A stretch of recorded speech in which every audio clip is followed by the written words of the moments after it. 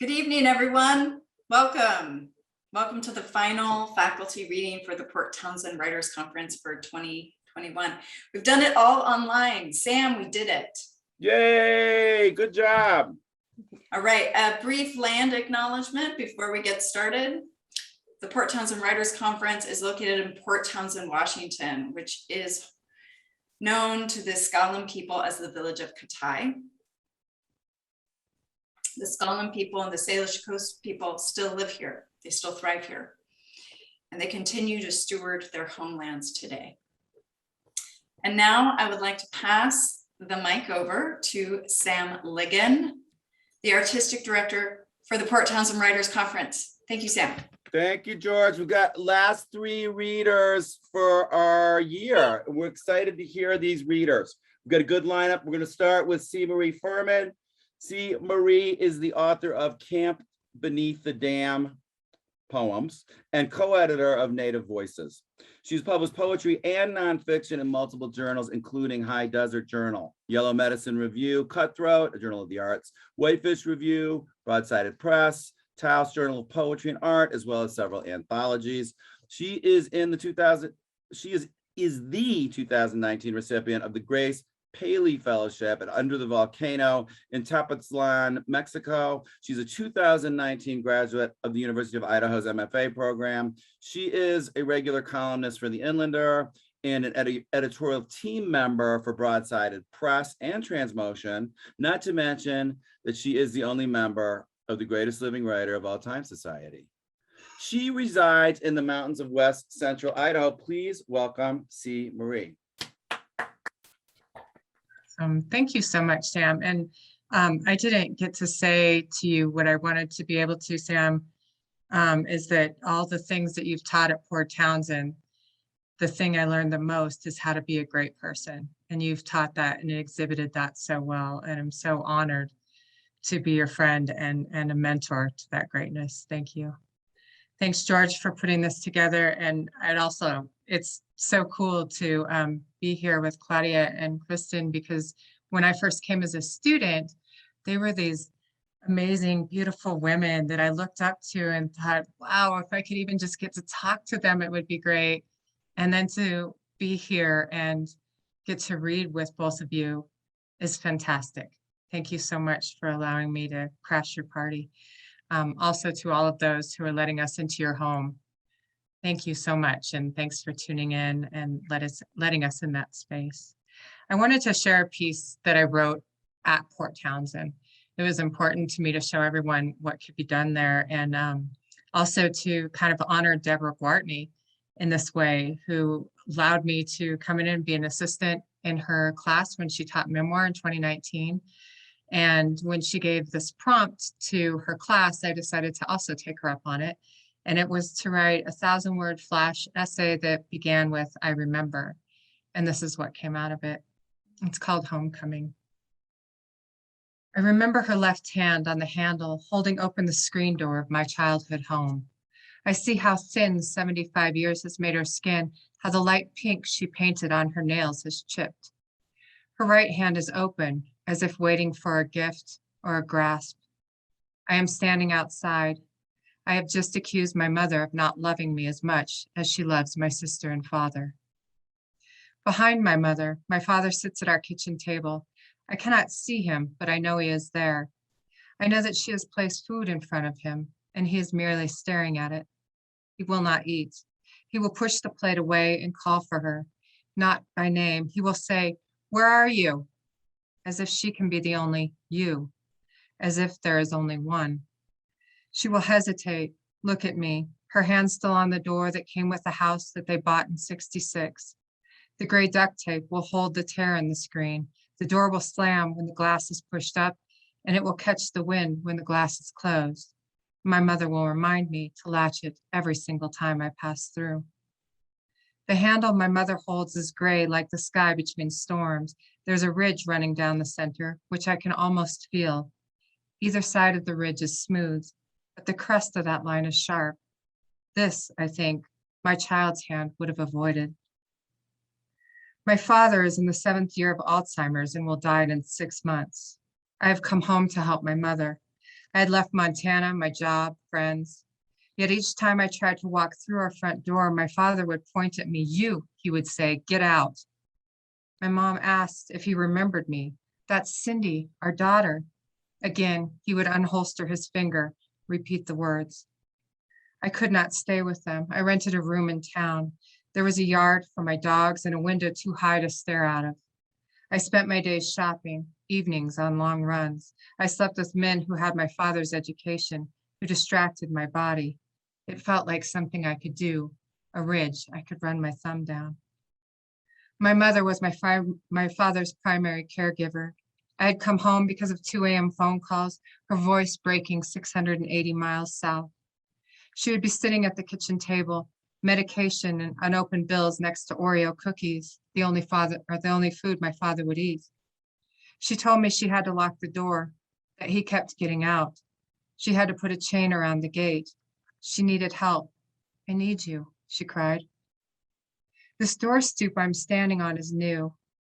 The one of my early childhood was narrow, would never allow this conversation. 4 o'clocks would have covered the trellis, raucous blossoms spiting northern Colorado sun.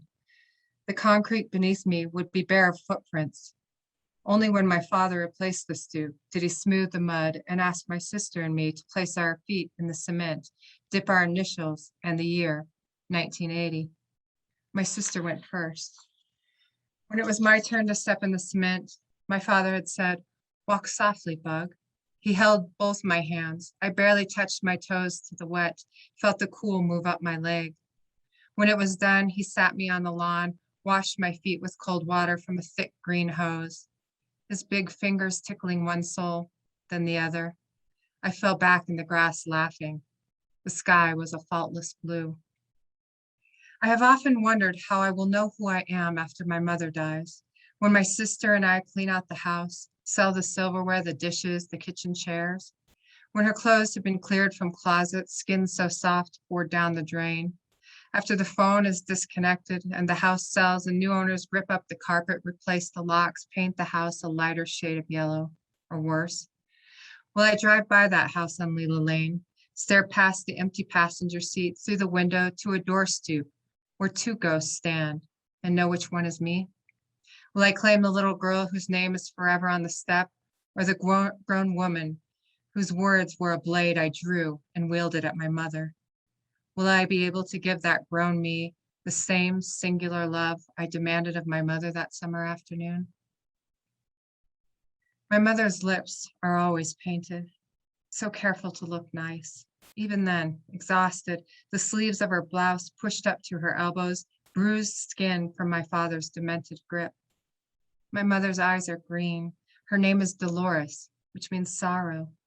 And the words that I said to her, the words that cut into the transom above the door I could not go through, found her ears, fell to her stomach, to so much of her breath that she could only say 3 words back to the sentence I spoke, because the men in the gym, the miles run, the money spent were not enough to dull the pain of my father's dying and my need to be her little girl, the one who wanted so badly to come in and be 8 again, feet wet, my father's big arms holding me while Mom wrapped me in a towel. She would put her left hand against my dumb cheek and repeat the words I needed to hear, as if it didn't show, as if I were the only you she could only love.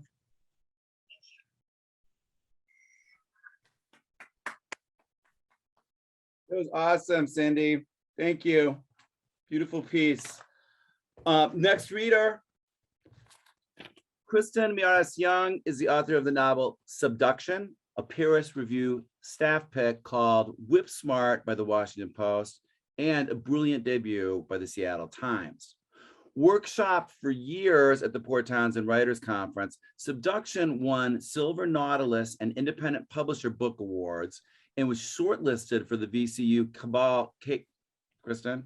Cabell? Cabell, VCU Cabell First Novelist Award. Subduction was also a finalist for 2 International Latino Book Awards and a Forward Indies Book of the Year Award. The editor of Seismic, Kristen was the 2018-20 prose writer in residence at Hugo House. Her essays, reviews, and investigations appear most recently in the Washington Post, the Rumpus, Pank, Literary Hub, The Guardian, and the anthologies Alone Together and Advanced Creative Nonfiction. Kristen was the researcher for the New York Times team that produced Snowfall, which won a Pulitzer Prize, something that doesn't really matter to Kristen because she's already the greatest living writer of all time. Please welcome Kristen Millares Young. Thank you so much for bringing me into juxtaposition with these amazing writers. Cindy, when you first walked up to the steps of Madrona, I remember calling out to you about your fawn essay before you'd even unloaded your car. And that imagery stays with me, as will the world unholstered. A beautiful choice. So thank you for sharing that. And Deborah Gwartney, what a teacher. I mean, I've read all of her work ever since that moment that I came to meet her at Centrum. So inspired by Paisley Rectal, I would like to share a short video that is a visual poem of subduction. I'm going to read a brief excerpt from the novel After. It was true, very often brought back to Centrum, brought back to the Writers' Conference, workshopped in community, written in anguish and hope, and then in the world. And that is what this conference has done for me, and why I'm so grateful to be here tonight. So we'll see if I can do this as well as Paisley did in terms of getting it on screen. I would like to mention that the photos that this video uses were taken by my friend Anne Frias in Nia Bay, which is where Subduction is set. It's about a Latinx anthropologist who, in the wake of a failed marriage, goes on a research trip to Nia Bay and quickly flouts every ethical boundary that should have constrained her and the many of her predecessors there and other Indigenous communities. And I'm going to present this video, which is from before her worst decisions are made. And I'm going to read an excerpt from After. So Jeff Larson wrote the bass composition, which underlies this poem, which was composed by Jack McCool. So here we go. Oh, let's see here. Stop that. When you share a screen, as George noted, you have to share the sound. Never forget that again. Okay.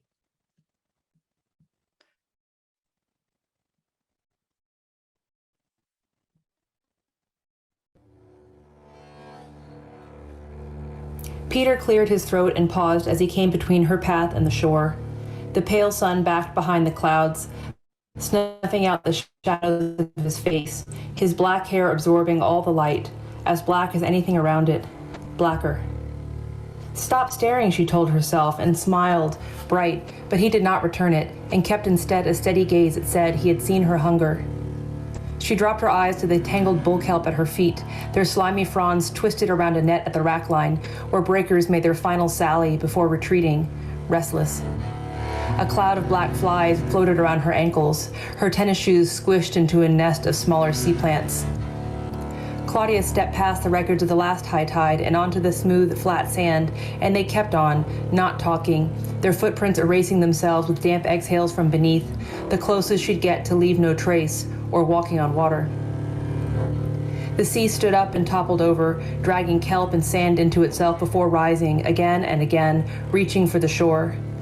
Its passage left a thick sheen on the crust of crushed shells, which rolled on their sides and sighed, sated.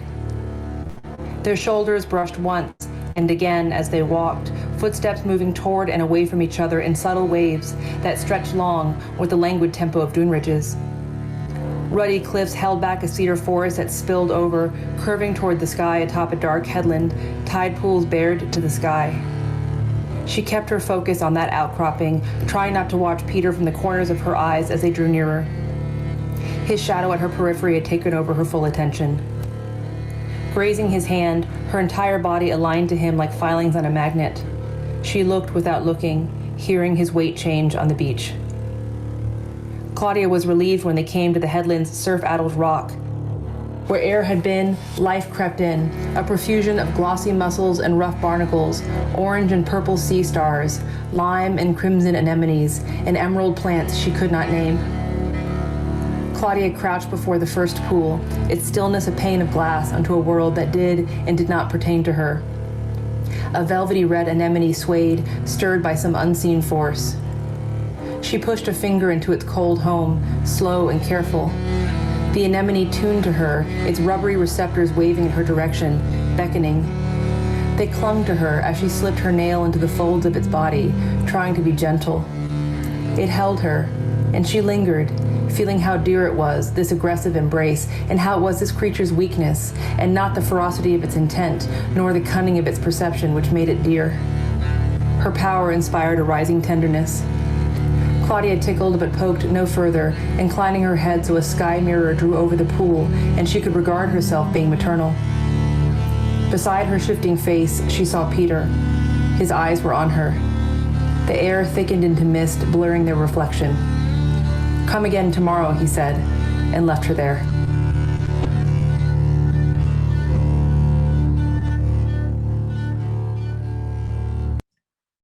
Okay, so collaboration is a beautiful thing, and I am wanting to thank and honor all of the Centrum participants who workshopped that actual section, which I debuted in Sam's class in the schoolhouse years ago. And thank you for your comments, which did help me make a better novel. Here it is, in the world. So I'm going to read a brief excerpt from after the decision, which I think you can kind of see coming in that section. Daylight pressed against her eyelids. A bright smear beamed between her glued lashes. Her head was beyond aching. It pulsed. The hangover occupied her entire body, spilling off the bed and pooling onto the floor, filling the room. She tipped her face to the window, curtains parted onto a view of cloudless blue. Her eyes were sticky. So was her mouth. She closed her eyes again. The glare tackled her lids, and from beneath, she saw a different planet, a red world, veined with mauve. Birds chirped. A car started. Tires scraped over asphalt. Children shouted in Spanish, and a woman shushed them. A car door slammed. She squeezed her eyes shut, scrunching her face. Pain radiated from her temples. Claudia spread her hands on the bed, patting rough folds of cotton. She was naked and alone, but for two crumpled pillows. She reached between her legs. A swamp. Her period? She swiped at her lips and came up with silky black hairs too long to belong to her. Groaning, she turned her back to the window. She was alone now, but she hadn't been. Peter. Claudia tucked both hands between her thighs. She just had unprotected sex with her best hope for a meaningful qualitative study. Everyone would find out if he felt like making it known, and what man wouldn't? She swung her legs off the bed and stood up, and her headache expanded like a dying star.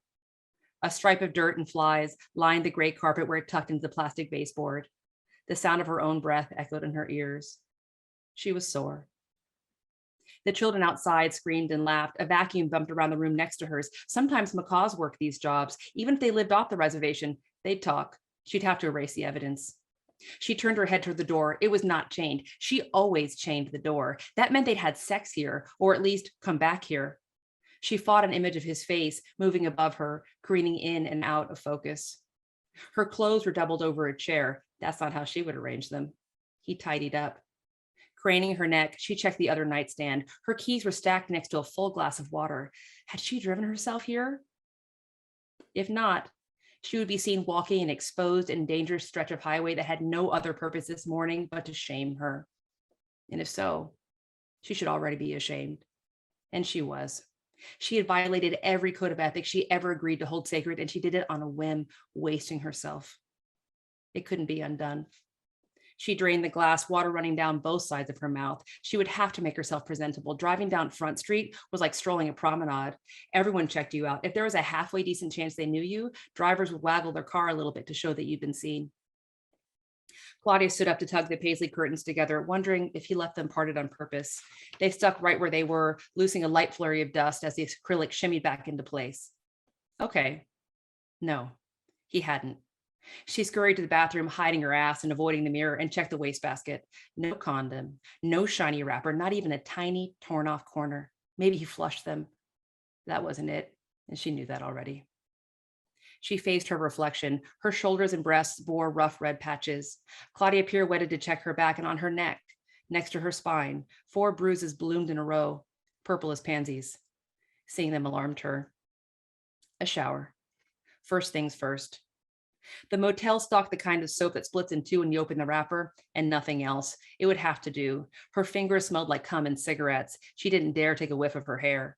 She pulled the curtain and started the water, nearly falling out of the tub when a cold spray sputtered from the shower head. Then again, cold water was better for washing off semen, a lesson learned while camping with her husband, Andrew. Early on in her marriage, she slept under the stars, unafraid, scoffing at tents, hair full of wood smoke and dew. Early on, they zipped their sleeping bags together. Early on, they did all kinds of cheesy shit she used to love along with him. When did she stop being young? When had she become used? She had no choice but to start again. It was that or die alone, but not this man, a mistake. There was no future here with her, not with Peter. She knew that. She presumed he did too. He wasn't stupid. Claudia peed herself to keep warm, focusing on the shower, which is almost hot. Everything would be okay. Things would get better the cleaner and emptier she got. She scoured her scalp with shards of soap, moving down her body in brusque circles. The water was cooling. By the time she got to her thighs, it was frigid. She let the icy stream blast her face. Swollen eyes rode herd with a long night of hard drinking. With no conditioner, there wasn't much she could do about her hair. The towels were the size of tissues and about the same thickness.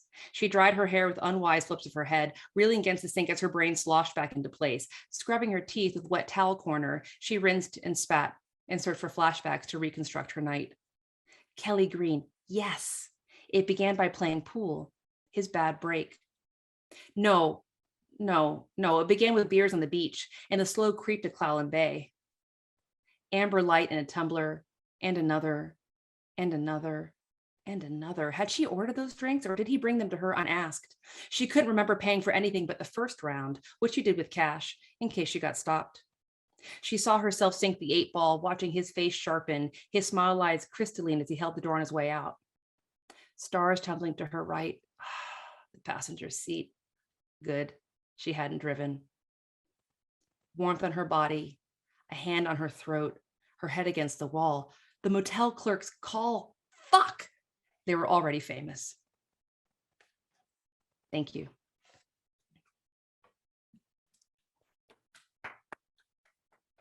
Good job, Kristen.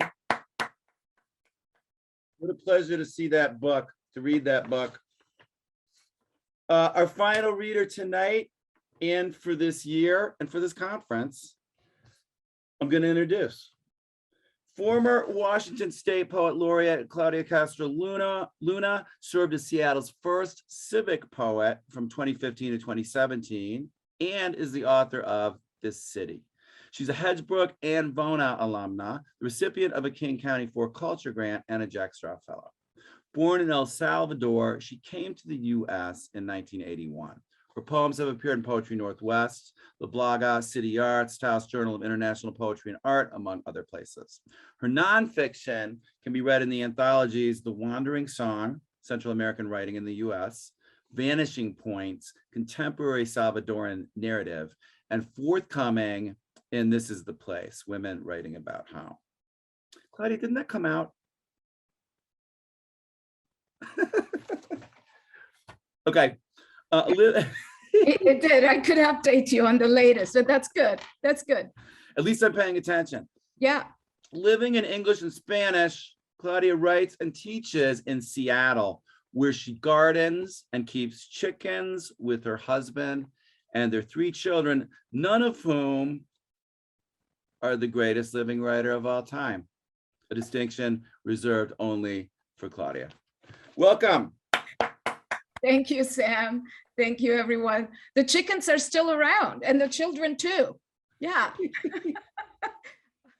It's such a pleasure to be here this afternoon, and what an honor to close the conference. It's been incredible, and I commend George and you, Sam, for injecting this week with the energy that we would have were we on that expansive bluff I have felt that in the workshops and in the readings, and it's just been wonderful, and that is due to you. So thank you so much.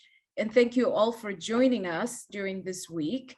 Thank you, Kristen and CMarie, for those beautiful readings. I'm just amazed that I'm here with you, joining you this afternoon and in your company. So I'm going to read a short essay that just came out in the latest issue of the magazine, The Madrona Project, which was published by Empty Bowl, and Holly Hughes edited this essay, and I have abridged it for this reading. It's titled To Love a Place. Until I visited Moxie, I had never seen a field of growing hops. I was making my way back to Seattle from a trip to the Maryhill Museum of Art in the Columbia River Gorge, and driven more than an hour when suddenly in front of me were hundreds of slender vines stretching to the heavens. Jack of the Beanstalk would have been pleased with the climbing opportunities and the geometry of the long poles and wire lines that kept the vines upright. I returned to the area that November to visit schools in the small town of Mattawa, which sits on a hill surrounded by apple orchards and grapevines. Since Mattawa did not have accommodations, I decided to spend the night in Yakima, knowing that to reach the schools, I would have to drive through Moxie and the hop fields. I took the wheel at 6:30 a.m. to make the hour-plus drive. It was a cold day, not my forte, but I was encouraged by the delight ahead, tall celadon stalks swaying in the early morning light. But all I found were barren fields reeking with the pungent smell of macerated bovine waste. The harvested hops were probably long on their way to becoming beer. To my good fortune, the drive from Moxie to Mattawa is stunning, with or without burgeoning hops. At that early hour, I shared the road with the occasional sedan, more often with trucks, and now and then with a hawk sweeping over the golden grassy expanse, looking to snatch up breakfast. The Columbia River runs to the west and is not visible from the two-lane road, but its water, brought over a significant distance and over very steep terrain, is what makes the hops, apples, and pears that grow in the otherwise arid landscape around Moxie possible. 50 minutes from Yakima, the road goes no further. It ends in front of an entrance to the Hanford nuclear site. The gate brought to an abrupt end my early morning reverie. It is a stark moment to face the gate. Nuclear weapons were constructed and tested over this very landscape, and the site next to the river still contains vats of contaminated nuclear material. The choices at the gate are thus: turn right and head to Richland, turn left and descend the steep bluff to the Vernita Bridge, which crosses the Columbia a few miles south of the Priest Rapids Dam. I turned left and suddenly found myself immersed in an entirely different weather system. Where there had been sunshine, now thick fog made it hard to distinguish land from sky. The river, too, had birthed a twin sister of evaporated water, which turned and curled thickly, directly above itself. I worked hard to hug the right edge of the road. The big rigs passing me in the opposite direction could, like me, see exactly nothing in front of them. Once I crossed the bridge, I knew that soon to my right grew extensive apple orchards. I knew to my left, basalt cliffs and a native sagebrush steppe witnessed the river's current. I knew that soon, on my left, the turnoff for the Wanapum Heritage Center would appear. The Wanapum did not sign a treaty and have been able to remain to this day close to their ancestral village on the Columbia Plateau.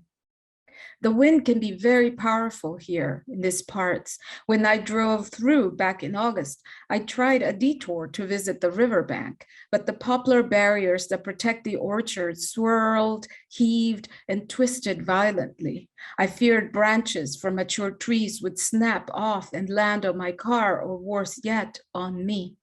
I abandoned my quest and drove home instead. But this time, after a day at the schools buzzing with students' energy, I made my way to a nature park outside the town of Desert Air to stand at river's edge.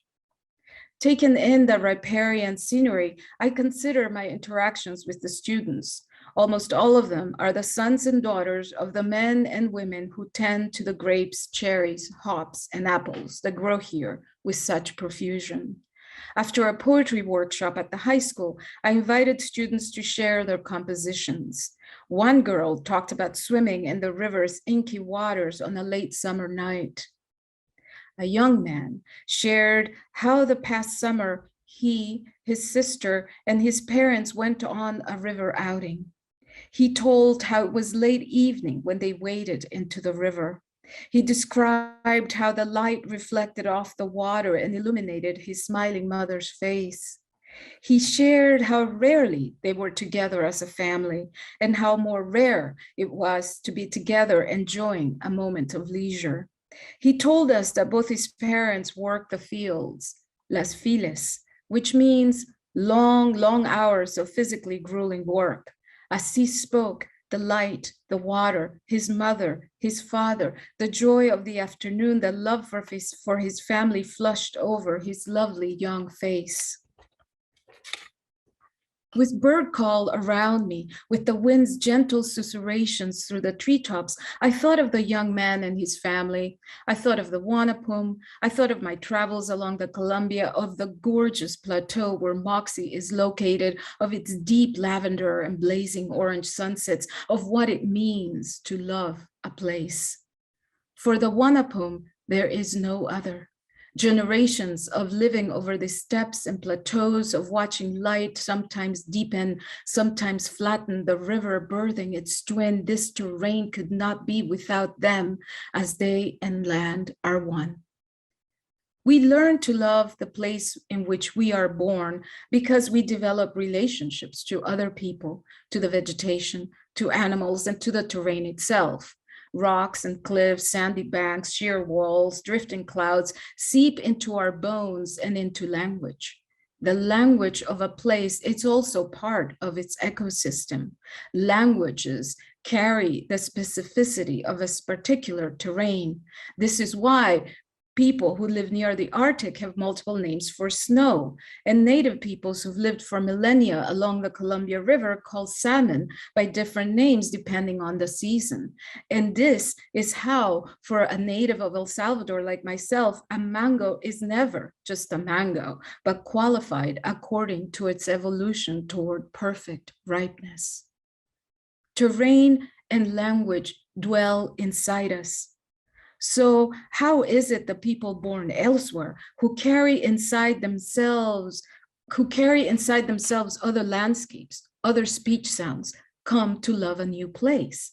How are those who are made of corn, say, come to feel they are made of cottonwood? The question and its answer may seem silly or obvious, but it's worth considering, especially in the socially fragmented, environmentally precarious world we live in. An openness of spirit is part of it, a willingness to see and understand what resonances give the new terrain its coherent geography, and to observe within ourselves how the new place may share resonances with the old one we carry within. Humans are omnivores of landscape. We can successfully adapt to a new place even if sometimes it feels a bit too cold or a bit too hot. Human intelligence and capacity make it possible for us to learn a new language and to accommodate ourselves to new surroundings. Carl Sauer, writing in the 1930s, defined geography as an organic unit that comprehends land and life in terms of each other. Living forms are inseparable from spatial relationships, and these relationships flourish between humans, between species of the natural world, and between humans and nature. Place is the physical manifestation of an environment and the web of relations that thrive upon it. There are, of course, individual temperaments and preferences that make someone seek and attach themselves to a new place, even if vastly different from the one inherited. But for most of us, we learn to love a place by living in it.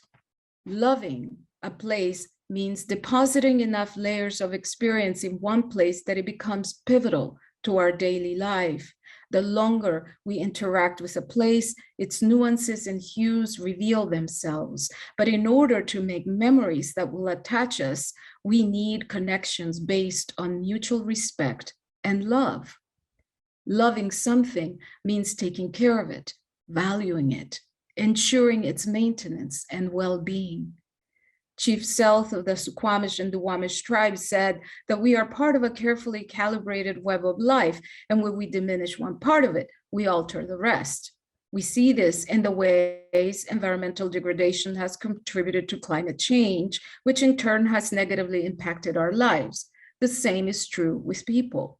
When some people's work is devalued with low wages and poor working conditions, with scarce protections for their bodies, we harm one part of the web, which then affects us in ways that may appear roundabout, but in fact are a direct result of our lack of attention to others' health and well-being. The intangible, beliefs, dreams, hope, memory, love, fear is also bound to place. These are products of human thinking, and humans are embedded in geographies. To be alive, to feel the tenderness flood vein and artery, to make words in the company of fellow human beings, to reach for a starry sky, to be stirred by another, to marvel in high summer at a hop field, to step with your family into a mighty river. That is how we come to love a place. Thank you. Yes. Claudia. Thank you. Hey, Claudia, when did that come out? It just came out. I think it's just getting to bookstores. Yeah. There's a reading for it in Squim tomorrow. Oh, is Right. there? Yeah, and there will be multiple subsequent readings. Yeah. Thank you, Kristen. I'm glad, I'm really glad you read that, because it got me, it was something I wanted to talk to you guys about to shape our discussion, and because I want to talk about place a little bit. So I'm gonna ask you a two-part question. And it's something that I never thought about as a younger writer, that I've thought about much more as I've gotten older. And I even used to think, I remember thinking when people referred to Carver as a Western writer, I was like, why do you say that? What? And it was simply because I didn't really know the West very well. And then, of course, once I lived in this, I was like, oh, yeah, right, because these are the places, right? And it matters. So I'm going to ask you this question. It's a kind of a two-part question. Part one, are you a Western writer? Which is a weird and idiotic question. We tend to get, place becomes a ghetto too often, right? And yet I don't feel like I think we can reject that and even embrace that kind of qualifier for ourselves. So I'm curious what you think about that term, and whether you think of yourself as a Western writer. And then part two is, I wish you would talk a little bit about place, because I see how you all use place, and I think you use it in different ways. And I wonder if you would talk a little bit about what place does for your work, how it opens your work, how it restricts it, what it does, whatever it does for you, how you use it as an artist. And Cindy, why don't we start with you? Yeah. Thanks. Am I a Western writer? I associate the word Western with so many wrong things. Like, I think of films as Westerns and the Westernizing things that shouldn't be Westernized. Am I a writer, though, of the West? I don't know any other place. I'm not. I've lived my whole life on the spine, for the most part, of the Rocky Mountains. So I think that I would answer yes. I write the West, and I can't help but write the West, because to answer the second part of your question, it's a character in most all of my writing. So the piece I read tonight was a little more memoir, also in Colorado, which is the West, but most of my writing is more nature environmental, my longer pieces. And in each of those, nature in the West is a character and it has agency. And that's on purpose because I believe it's under attack and we're losing parts of it. And I hope that my writing of the West and with the West as a character brings some light to it and helps us not just restore, but restory this land that we all come from. So yeah. Cindy, I want to follow up. How do you resist some of those cliches or address them? And and I like what you said about the term Western, because I think you're exactly right. We bring all kinds of associations with that word and have for hundreds of years, right? How do you resist some of the cliches that come with that, or the reduction that comes with that?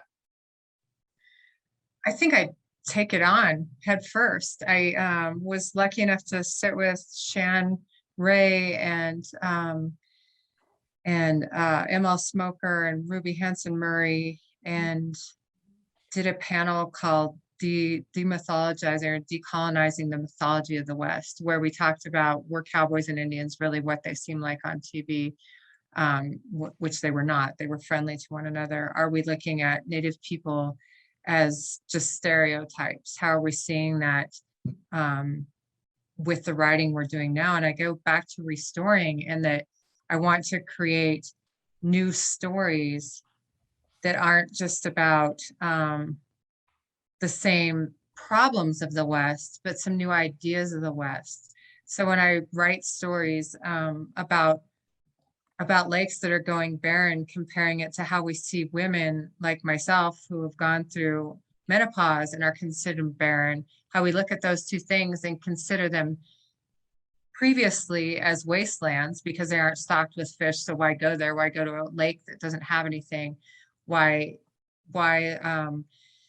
take seriously a woman who can't reproduce? I like creating that story to say we can like a place wild the way it is, and we can look up to women as elders who can reproduce stories and magic and culture and life in wholly different ways.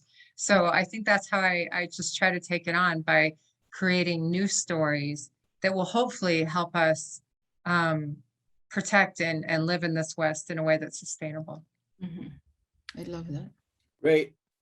Kristen, same questions. And would you also bring in your thinking about this, would you also bring, because you've lived in different, really different, wildly different parts of the country, will you bring a little bit of discussion of that to your approach to how you have written the West? Well, first of all, I just want to say, Cindy, that was brilliant. And also, if that's what menopause is holding for me, I'm in. I'm like, bring it. Yes, I'm like, let's get into the elder status. I'm down for that. I think that there is a burden that comes from the simplicity of most people's ideas of the West. And it is a burden of misrepresentation. And I'm not sure that I can evolve that characterization better than Cindy has, but I want to talk about what it means to try to see a place for what it is, rather than imposing that burden upon visiting, returning, and holding it in memory.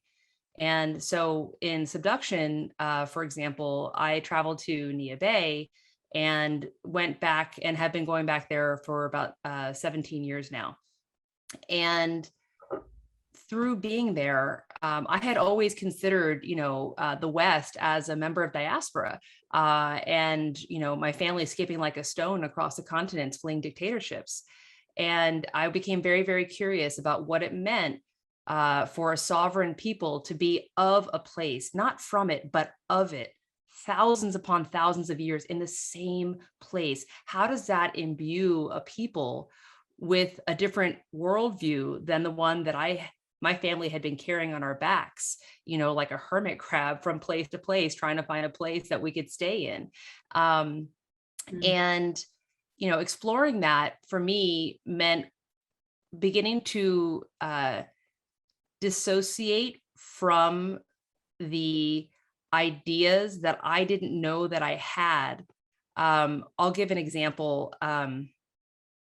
One of the times that I didn't understand how a culture that had existed for thousands and thousands of years, how it held together. And one of the things I came to learn with spending time with Makah people was the extent to which their families were first, before a job, being in place, not necessarily subjecting themselves to the idea that advancement only comes with labor mobility, leaving a place to go get a different job and get a different title and a different career, staying in place, growing in place, and realizing that your place in that community is part of the web, Claudia, that you were writing about. That is only possible to see the fruits of that over many generations. It was completely antithetical to what I had been taught, which was if conditions get bad, leave, right? Leave. And so for me, after the 2016 election, for example, my whole alarm system was like, get your passports in order because this is not going well, right? And of course, we saw this disastrous last 5 years, you know, in the wake of all of those choices that our collective made. But in terms of how it influences character, like I spent so much time in that landscape in Nia Bay, going back and again and again and again, and listening and feeling and smelling and hearing, and that the fractals of the place that are in the air, like in the sounds of the waves, you know, in the wave patterns, it made their way into the characters. I diagrammed Peter and Claudia, who are the two protagonists, and you know, they formed this sine cosine that was a fractal. And I was like, this is so odd that they should have formed this. And then I realized that their character was developed in place and that it was only natural that they as characters should reflect this self-repeating, self-similar pattern. And so if you're really paying attention to place as a way of shaping character, that it will emerge even in their interactions. And that's why Carver is Western, right? Because the vast distances between people who even are in the same room, it makes so much more sense when you consider the backdrop of some of that topography. So pardon my little ramble there, but it means so much to me that it be seen, like you said, Cindy, as a character, but that character as like, it's the thing that's holding everything else. That's right. Yeah. Kristen, I'm going to ask a quick follow-up because because of the two protagonists, we've got one who is of the place, we've got one who's not. How did you see the place, or how was the place different for them? How did you learn how to see the place through Peter's eyes, and how did you learn to see it through, or ultimately, how did you see it through Claudia's? So for Peter, you know, when there's a scene in the book where Peter's mother's name is Maggie, and Claudia is like driving her around, you know, around Nia Bay. And, you know, Claudia is looking at the Watch River, and she is like looking at this bevy of swans landing in the river. She's like, oh, it's so beautiful here. What a paradise, you know? And Maggie's like, you know, you see this landscape and all you see is right in front of you. It's just pretty, right? But I see it, and I'm thinking about the times that my parents told me when floods came and took this whole terrain, and the waters did not go down for several days, and our canoes were scattered every which way. And that whole time that I'm thinking and remembering and storying the land through my generational knowledge, right? She's like, the whole time I'm thinking about that, you're thinking about birds, you know? And so the simplicity of interpretation that Claudia imposes is something that I kind of directly address through Maggie being, you know, saying, chiding her, saying, you see this, but you don't understand. We can be looking at the same thing, but we're not seeing the same thing. Mm-hmm. Mm-hmm. Good, thank you. Claudia, same questions.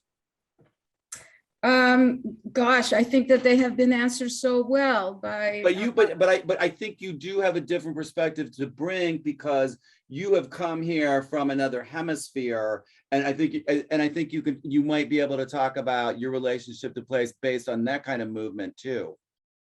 Yeah, I mean, for me, place is inescapable, you know? I mean, I thought CMarie's piece was so beautiful because it just filled in the spaces between the characters' interactions. It's so powerful. It just seeps right in. And likewise with Kristen's narration of the shore, was the engagement there. So for me, I don't see a difference between a character and place, because we're embedded in it. It is like gelatin. We're submerged in it, right? We live, we love, we walk, we dream in place. And if we're noticing, we notice it, and then it shows up in the writing. I mean, with respect to this essay that I wrote, which is, and going back to CMarie's comment earlier about restoring this place known as the West, that's part of what my essay is trying to do, because the contributions of immigrants like myself are often erased from landscapes, right? When we imagine the West, you don't necessarily see the people toiling, you know, picking grapes or, you know, apples or whatever. So what I'm arguing in that essay is that this relationship to place is inevitable for everybody. Everybody has to engage with the locations in which we live, including the sons and daughters of these people who harvest our food, including myself, right? Because I'm in the essay, and it happens.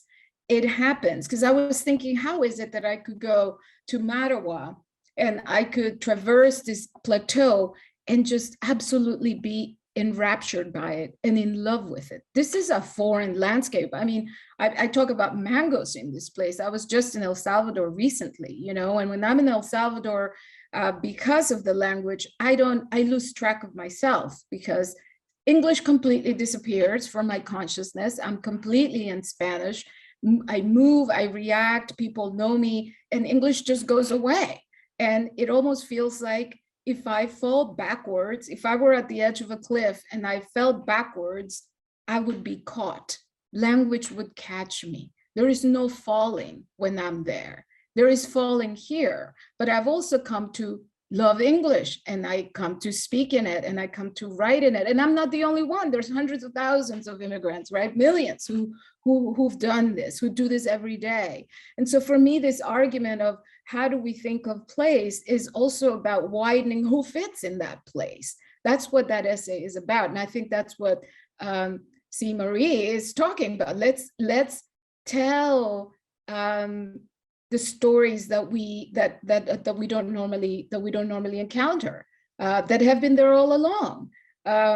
So I mean, I don't know if that answered the question, but that's I'm all about place, right? I mean, I'm a writer who really has spent a lot of time writing about it and thinking about it, and so, you know, I write about it in this way, and it shows up in poems and everything I write. Yeah. I'll stop there. Well, and in that piece that you read tonight, I mean, it's obviously it's a direct address, right? I mean, this is what we're looking at. This is the meditation. And I think that I thought the meditation was really cool. But what was interesting to me about the meditation is it is so American Western in terms of the landscape and what you're doing, and all the work you're doing with Tri-Cities and nuclear contamination. That also feels like such a huge part of that, which is really, yeah. I mean, completely is totally in that sense.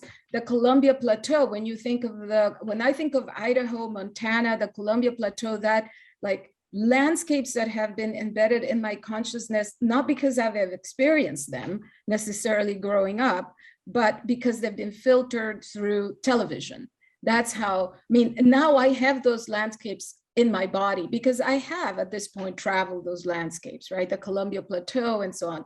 And you know what? There's people who are living and working there every day, right? And I'm interested in that. I'm interested in the relationship then of the people who are there. These are not imaginary Hollywood characters.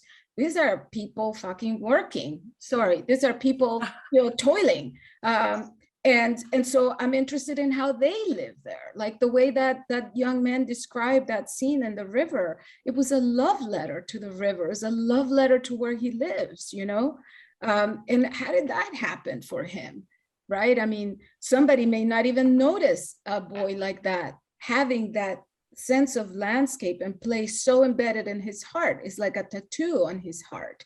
This moment he had with his mom, I mean, he described how rarely they were together as a family. That became a tattoo of the heart for him. He wrote it into a poem, and now his experience is also the experience of Mattawa and desert air. He is stamped there, whether we see it or not, whether we choose to see it or not. Yeah. Nice. I'm gonna shift gears unless Kristen or Cindy has something else to say about place. I would love to add that Richard Nelson wrote a beautiful book that's all about this. And in the book, he asked some of the Native people how they felt about place. And they couldn't wrap their head around the question. And they're like, well, what does it mean to you to live here? And they just couldn't get it because there wasn't a distance between people and place.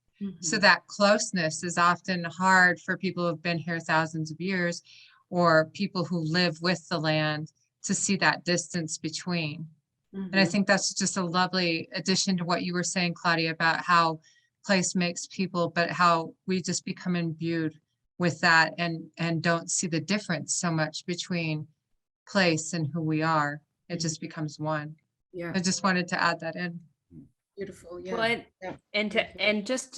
and thinking about the plumes of nuclear waste that are moving toward the river, as a collective, right now, our memory of places and our knowledge of places and what they have been is so fundamental to the possibility for restoration, right? That not accepting this deforested landscape, not accepting the poisoned rivers, not accepting the desiccation of the salmon runs, and saying, no, in our collective memory, there is a place here that we would like to return to, and that place is a future place of bounty and beauty. And so the place of holding this landscape of the West and what it has been and what it could yet be if we all dedicate ourselves to it is important. So place as a collective site of imagination that might actually hold space for the restoration that Cindy and Claudia, you are writing towards. Okay, I'm gonna shift gears. I'm gonna ask a final question, same question for each of you. What do you know now as a writer that you didn't know 15 years ago? What is something that you know that's sort of essential to you as a writer? Maybe that surprises you, maybe that you think is crucial to you as a writer. What is that thing that you know now that you didn't know 15 years ago? Kristen, are you ready? Okay, this was a hard lesson to learn. I became a writer because I like to be alone, and I like to read alone, and like to think alone. And I like to, when I came to someone else's text, it was in my mind, and it gave me a safe place to process dangerous emotions, dangerous emotional responses that they created in me and that they themselves had. And our gathering was intellectual and not physically proximate. And when I envisioned myself becoming a writer, that is how I felt that people would come to my work, was in this form, right? 15 years ago.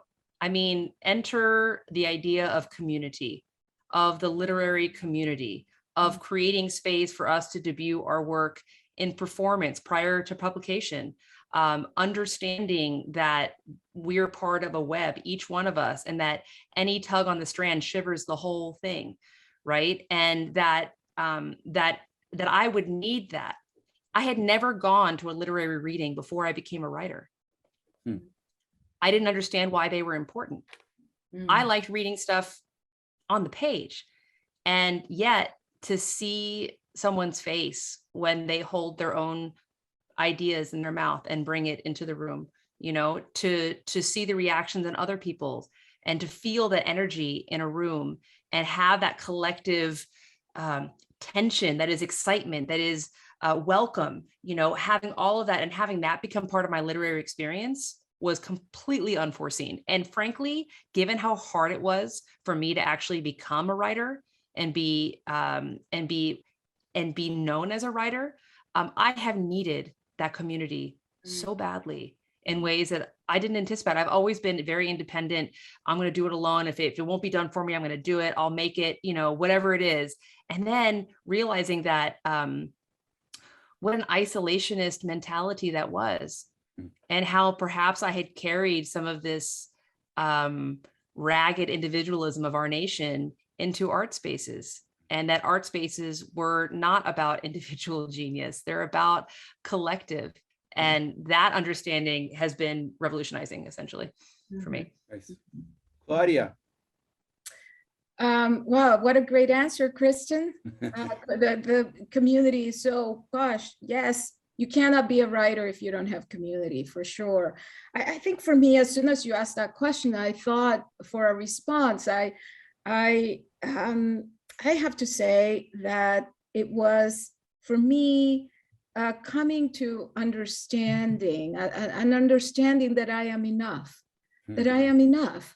And what I mean by that is that for a long time, I saw myself, I saw whatever value or experience or whatever I had to say, I couldn't envision how it could possibly be of interest to other people. How is it that my experience, right, my lived experience held any value for anybody?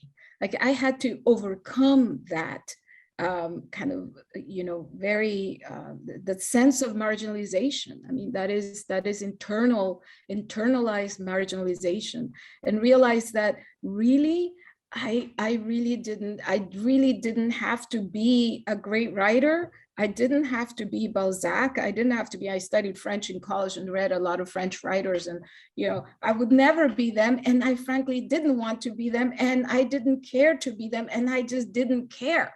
I had to do this thing. And this thing for me was poetry. So I had to write poems. The drive was just so, the pull toward that expression was so strong.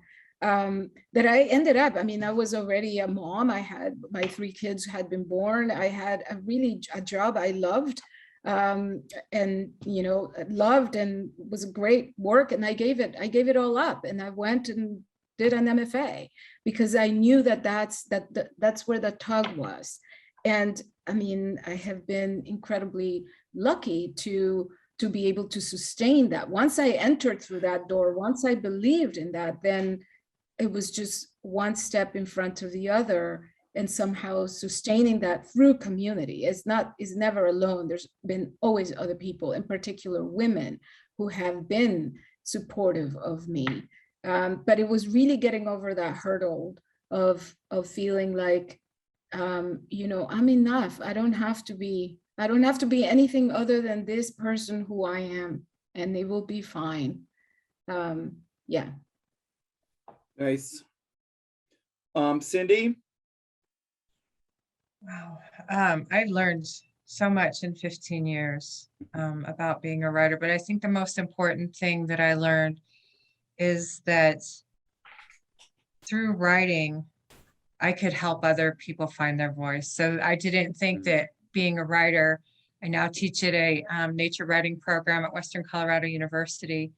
I never thought that writing could just be a step to get to perhaps more important work. And that was to help other people find their voice and give them permission to write. It's such a strange thing to say, but people are shy about writing. And when you look at them and tell them that you are meant to be here, you're meant to be writing, you have permission, it gives a voice, and it helps people unlock what they need to unlock inside. And I find that connecting with my stories, when I get an email and someone says, oh, I read your story and it really helped, is amazing. But finding or helping another reader let their story out is the greatest reward I've ever been offered. I learned that, I think, the most in the last, maybe even in the last year. Great answers, people, and a great reading again. That is the end of our conference. Thank you, everyone who's contributed so much to this week. It was difficult not being together, and people just did an incredible job of invigorating this community and making this community whole, even though it's harder for us when we're not together, but we did it anyway. Thank you, George, for facilitating that and for all the hard work you've done in this last year. And it has been a big pain in the ass without having, you know, for us to have to do this remotely, right? But we did it, and we did a good job. And I hope, and I heard from many of you that the writing's gone well. I'm so pleased to hear that and look forward to hearing it down the road. George, do you have last words? I've been trying to think about what I could say that hasn't been said. And the truth is, I think everybody has said it. I'm really inspired. I'm so grateful. Every reading this whole week has just really deeply impacted me. And I'm just really grateful to this whole community and all of our faculty and all of our participants, and to you, Sam, as well. And thank you. Nice job, everybody. I hope I see you all soon in person somewhere in this state or in this region or in this country or world. You did a great job, people. Thank Hope you. to see you at the fort next year. That's right. That's a wrap. Yes. Bye, everybody.